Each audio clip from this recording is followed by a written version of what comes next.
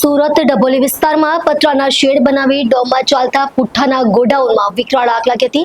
વિકરાળ આગ બાદ તબાહીના દ્રશ્યો સામે આવ્યા છે. સુરતના ડભોલી વિસ્તારમાં ફાયર સ્ટેશનની પાછળ આવેલા મનીષ માર્કેટમાં પતરાના શેડમાં અંદાજે 20 જેટલા ગોડાઉન બનાવી દેવામાં આવ્યા હતા.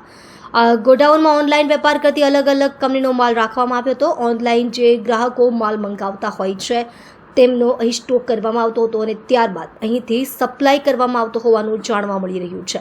જેમાં ગત મોડી રાત્રે એક તરફ 10 ગોડાઉનની લાઇનમાં આગ ભભૂકી ઉઠી હતી. ગત મોડી રાત્રે ડભોલી વિસ્તારમાં ઘનશ્યામ ભગતના બનાવેલા પતરાના ડોમમાં શેડ બનાવી પુઠ્ઠાના ગોડાઉનમાં અચાનક જ આગ ફાટી નીકળી હતી. જોતજોતામાં આગે વિકરાળ સ્વરૂપ ધારણ કરતા આખું ગોડાઉન બળીને ખાખ થઈ ગયું હતું.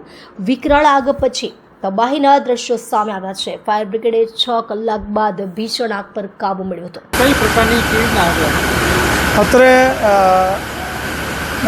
ગોડાઉન છે અને બેકરીનો ભાગ હતો. એટલે ઘટના સ્થળે અહીંયા આગ લાગી ગયેલી. કંટ્રોલ દ્વારા અમને જાણ કરવામાં આવતા અમે ઘટના સ્થળે આવેલા અને ઘટનાની પરિસ્થિતિને ધ્યાને લેતા તાકીદે લગભગ 18 થી 19 ગાડીઓને અહીંયા બોલાવી લેવામાં આવેલી છે. મેજર કોલ ડિક્લેર કરીને તમામ અધિકારીને બોલાવી લેવામાં આવેલા છે. આમાં લે વેચ માટેના પેલા જે સાધનો ગોડાઉન હોય એમેઝોન ટાઈપના હોય અને બેકરી છે. બેકરીમાં સામાન મૂકવામાં આવેલો છે તે એમાં આગ લાગેલી હતી. અલગ અલગ પ્રકારના ગોડાઉનો છે.